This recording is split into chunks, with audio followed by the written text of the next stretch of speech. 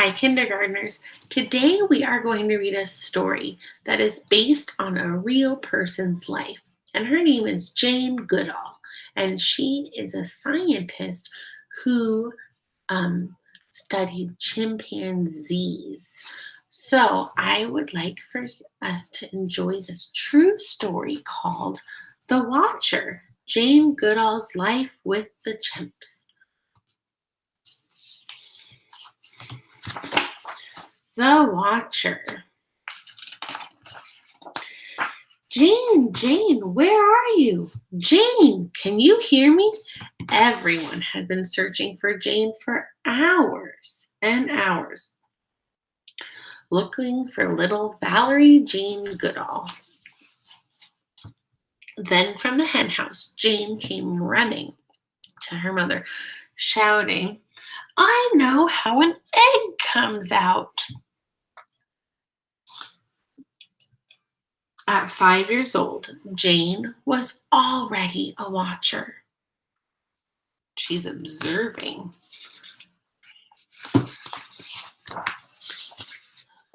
Jane watched all the animals in the world, big and small, earthworms, insects, birds, cats, dogs, and horses. Jane quietly watched an English robin at her window for days and weeks. She saw him come closer, and then into her room to eat some crumbs off her bed. When spring came, the robin even built a nest in Jane's bookcase. Perched high in her favorite beech tree, Jane read about Dr. Dolittle talking to the animals, and Tarzan living with the apes in Africa. She wanted to go to Africa too and talk to the animals and live with the apes. When Jane's school days were over, she worked and saved to buy a ticket to Kenya. She hid her earnings under the parlor rug for safekeeping. You see, she's thinking about all of the animals that she might see when she goes to Kenya. Crossing the ocean, Jane stayed on deck and watched the waves, even when the cold wind blew. She saw all the different blues and greens of the sea and fish that glowed through the dark water. As Jane stepped onto dry land, she closed her eyes in joy. Jane looked for work with animals. A famous scientist, Louis Leakey, was looking for someone to watch and study chimpanzees to help us understand the animal most like us. Would Jane be interested? Yes, she would. Jane traveled to a place in Tanzania where the chimps lived, Gombe. I wanted to learn things that no one else knew, uncover secrets, she wrote.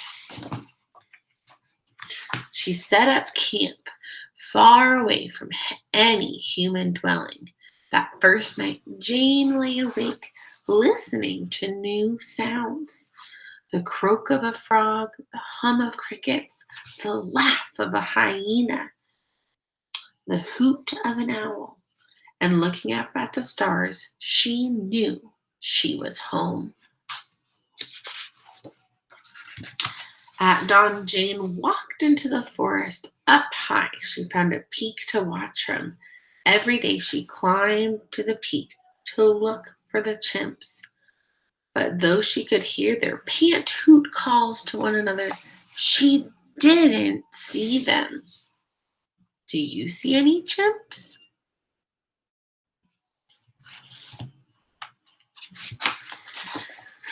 Jane walked down into the forest, hoping a chimp would appear. Still, the cautious chimps stayed hidden.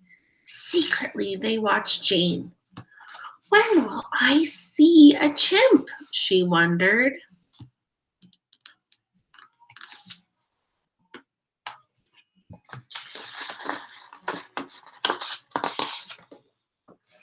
Then Jane fell ill with malaria.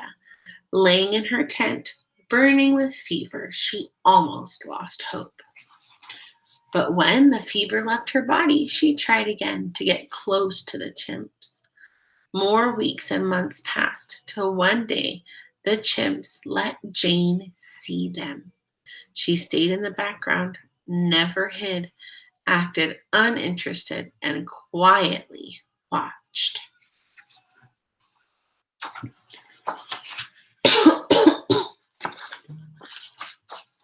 Now Jane watched every day, all day, even huddled in the rain. She saw the chips accept the rain, not looked for shelter as we do, and she kept notes about it all. You have to be patient if you want to learn about animals, she wrote. Some nights Jane even slept on the peak to be near the tree where the chimps were sleeping. She woke at dawn and saw them slowly rise from their nests, sit for a spell, and then go off to find food.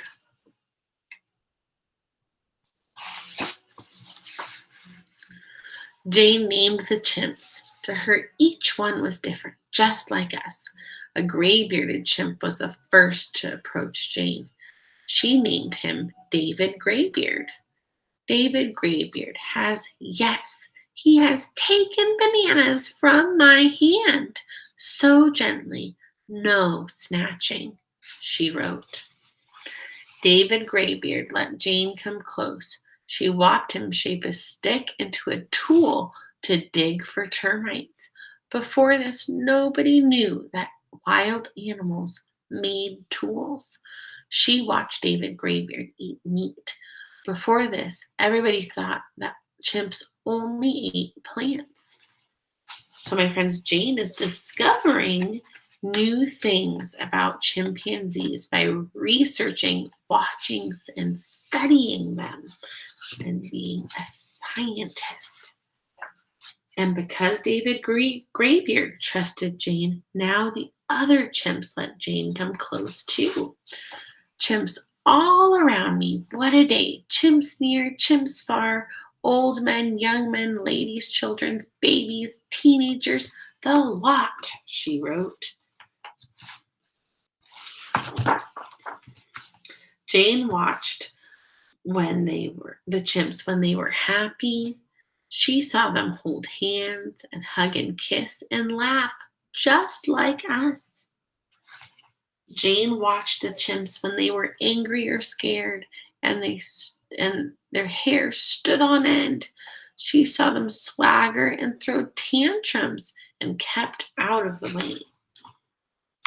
So do chimpanzees have feelings too? Yeah. Jane watched the chimps at the Kagombe waterfall, leaping and swinging in awe and wonder at the tumbling water.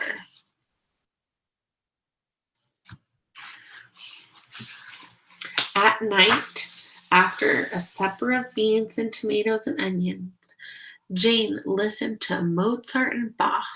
She wrote up her notes from the day. Years of notes were piled high everywhere. Jane needed help, and so assistants came to watch and write.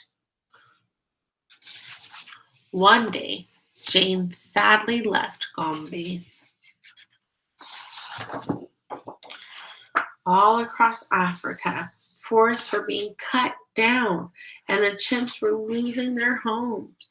Poachers were shooting grown chimps and kidnapping their babies to sell to laboratories and to the circus and as pets. Jane's beloved chimpanzees were in danger of becoming extinct. They needed Jane to speak for them. Jane hated to leave her friends, but she knew she must. She traveled to big cities and small towns the world over, month after month, year after year, asking for help to save the chimps and the forests.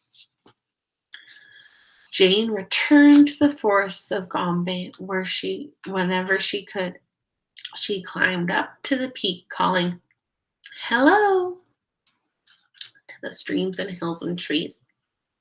David Graybeard was at her side. Jane watched and listened again to the pant-hoot calls of her friends.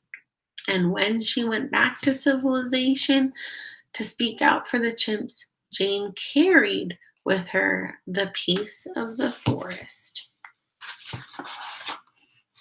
The forest in Gombe, where she talked to animals like Dr. Dolittle and walked unafraid like Tarzan, and watched and wrote, and opened a window for us to the world of chimpanzees. The end. All right, my friends, if you were going to be a scientist, which all of you already are scientists, what would you want to be a watcher of? Would you want to watch chimpanzees or another kind of animal? Would you want to watch something else in nature? What's something that you would want to watch? I hope you have a great rest of your day, my friends, and I will talk to you later. Bye.